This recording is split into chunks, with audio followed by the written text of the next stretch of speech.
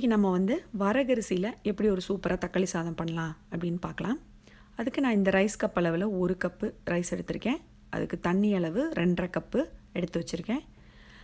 இன்றைக்கி நம்ம பாத்திரத்தில் பண்ண போகிறோம். அதுக்கு ஃபஸ்ட்டு ரைஸை என்ன பண்ணுறோன்னா கழுவிட்டு ஒரு 10 நிமிஷம் ஊற போட்டுட்டு அந்த தண்ணியை வடித்து எடுத்து வச்சுருக்கேன். இதுக்கு மற்றபடி தேவையான பொருள் என்னென்னு பார்த்தீங்கன்னா, ஒரு சின்ன வெங்காயம் கட் பண்ணி எடுத்துக்கோங்க. 2 தக்காளி பொடி பொடியாக கட் பண்ணிக்கணும்.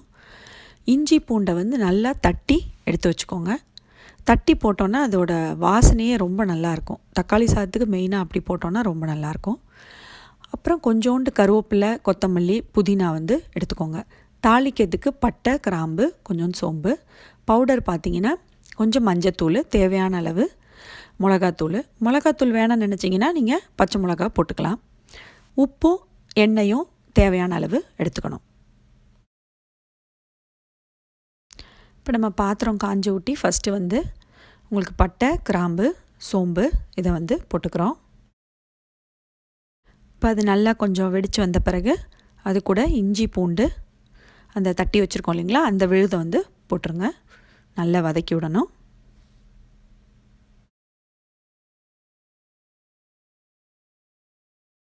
இந்த இஞ்சி பூண்டோட பச்சை வாசம் போன பிறகு வெங்காயத்தை நம்ம ஆட் பண்ணிக்கணும்.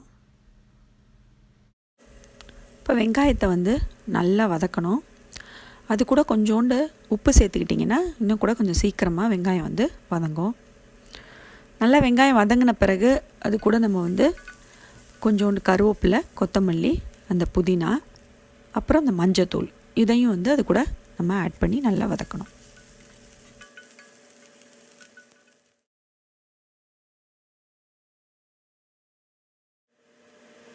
அடுத்து இது கூட நல்ல பொடியாக கட் பண்ணி வச்சுருந்தோம்ல அந்த தக்காளியை ஆட் பண்ணுறோம்.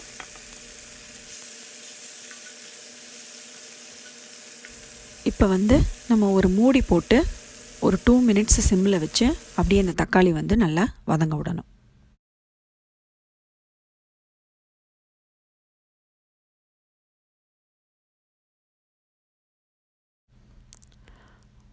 ஒன்ஸ் அது நல்லா வதங்கின பிறகு இப்போ அது கூட நம்ம தேவையான அளவு மிளகாத்தூள் சேர்த்துக்கிறோம்.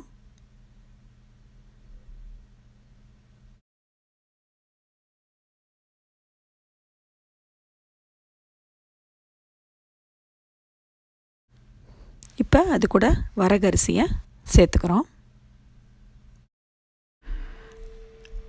இப்போ நமக்கு தேவையான அளவு உப்பு, அப்புறம் காரம், அப்புறம் எண்ணெய் பத்தலை அப்படின்னு தோணுச்சுன்னா உங்களுக்கு இன்னும் கொஞ்சம் ஆயில் விட்டுட்டு அளந்து வச்சுருக்க தண்ணியையும் அது கூட நம்ம ஆட் பண்ணிக்கிறோம்.